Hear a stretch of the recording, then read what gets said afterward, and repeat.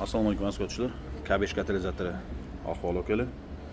Bundan oldingi katalizatorimiz xo'sh, Tracker ikkinchi pozitsiya edi, hozir uni ham ko'rsataman.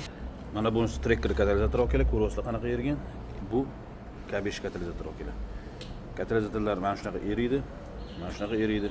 Bundan tashqari ham ko'p videolarimizda ko'rgansizlar. Katalizator короче hammasi o'rtasidan eriydi akalar, o'rtasidan. Buni ham ko'ryapsizmi, tepasi tomon top-tozaga o'xshab turaveradi mana. Teshiklari ham hammasi toza mana. Ko'ryapsizlarmi? Lekin o'rtasi erigan. Bu ham xuddi shunaqa mana ko'ryapsizlarmi? Mana qobig'ini bunday ochsak, qobiqning ichi xuddi ana chumoli daraxtning orasidan yuqoriga o'xshab yeyilib ketgan.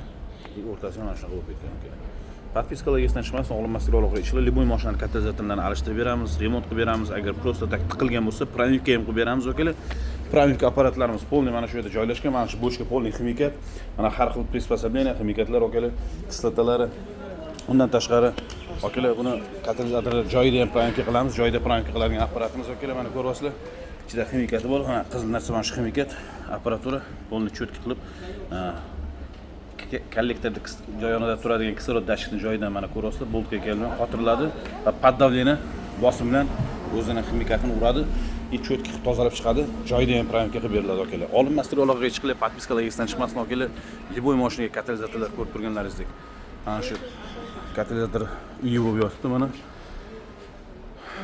Aloqaga chiqaverasizlar, podpiskalarga atmetga akalar. Instagram bo'yicha. Telegramda ham katalizator remont deb yozib qo'yilgan kanalimiz bor.